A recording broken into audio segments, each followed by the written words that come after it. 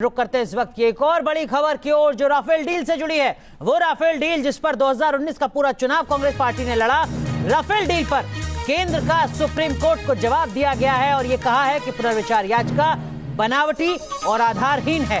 ये कहा है केंद्र सरकार ने राफेल के मुद्दे पर पुनर्विचार याचिका को लेकर। और क्या कुछ कहा है केंद्र सरकार ने, सीधा रुक करते हैं हमारे सहयोगी अरविंद सिंह का। अरविंद, क्या कुछ अपडेट?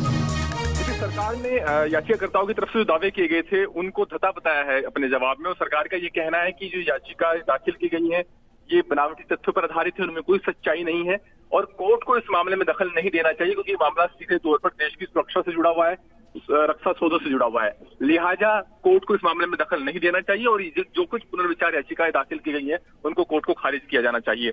ये भी कहा गया है कि कैग की रिपोर्ट आ चुकी है और याचिकाकर्ताओं की तरफ से राफेल डील में कीमत को लेकर के जो सवाल उठाए गए थे उनको कैग ने खारिज कर दिया है। लिहाजा याचिकाओं की फिर से सुनवाई का कोई आधार बनता नहीं।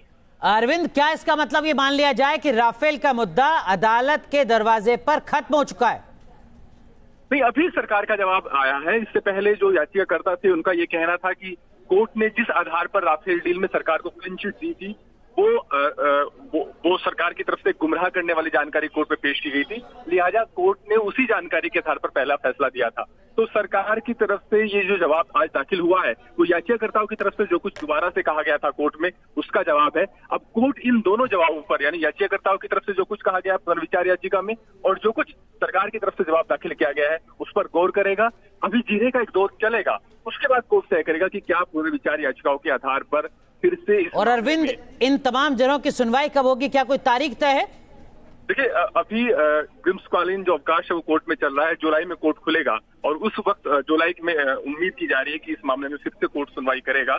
हालांकि इससे पहले कोर्ट राफेल को लेकर के फैसला दे चुका था जिसमें कोर्ट ने दखल देने से इनकार कर दिया था, लेकिन पुनर्विचार याचिकाएं दाखिल की गई।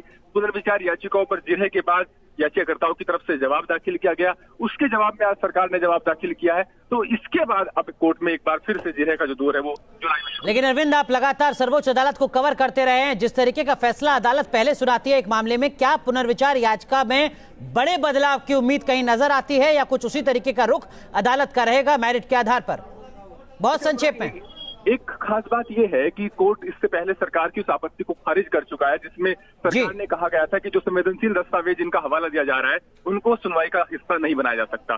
कोर्ट उस सरकार की उस आपत्ति को खारिज कर चुका है। लिहाजा वो दस्तावेज जिनको संवेदनशील होने का हवाला देकर सरकार सुनवाई से इनकार कर रही थी वो भी अब सुनवाई का एक हिस्सा है